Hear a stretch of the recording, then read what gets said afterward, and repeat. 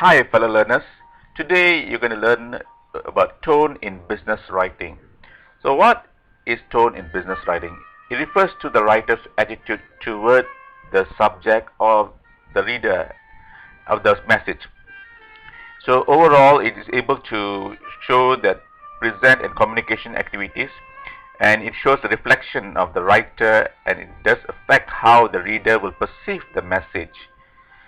In other words, it implies in words you select and how you arrange them, according to Thomas Kane. There are two questions to ask before you write your business document. The first question is, why am I writing this? What is the purpose for you to write this particular letter or email? So it is to write as an acceptance letter.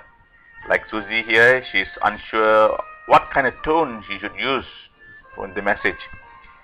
Of course, when you're accepting letter, showing that you are really happy to accept the offer.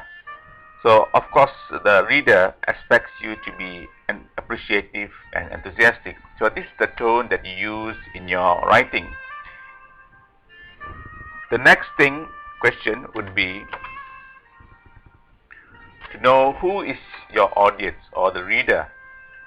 Is the audience is a future employer, for example, about job application. So what kind of tone are you going to portray?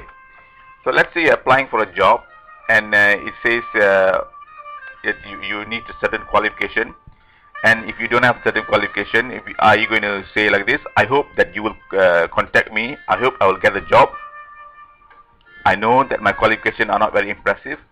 So if you write phrases like this, even though it's true, but it shows that you're not confident in yourself. So when you're applying for a job, the employer looks for highly motivated and confident individuals. So it'd be better if you can say you should be confident. I'm sure that your qualifications in the areas of accounting and customer service meet your job requirements. Or you can say, even though my experiences are limited, I'm sure I can learn and get valuable experience from your company. Be courteous and sincere. So you should be courteous and polite always in your communication, to show that it builds a goodwill for you and the person who are the reader. So without sincerity, politeness, it can sound condescending. Next, you should use active voice in your writing.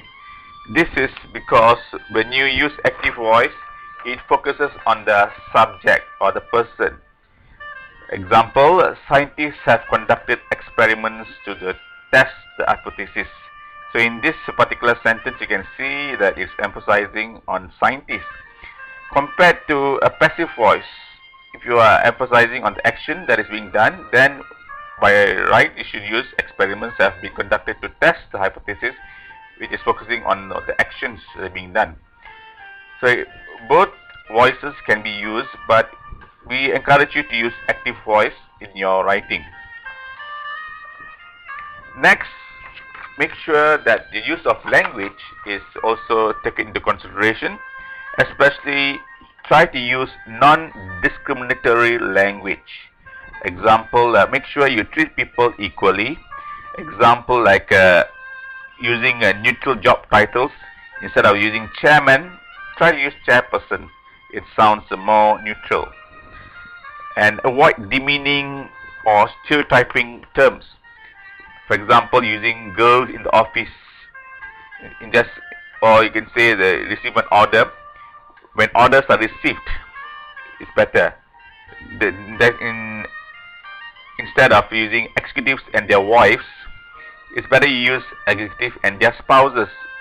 So this is to avoid using unnecessary gender implication.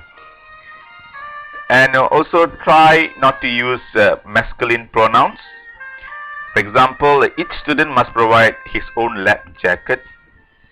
That shows you are favoring one particular gender. Compared to students must provide their own lab jackets, or each student must provide his or her own lab jackets. With that, I hope you have learned about tone in business writing. So I see you in the next lesson to come. Bye.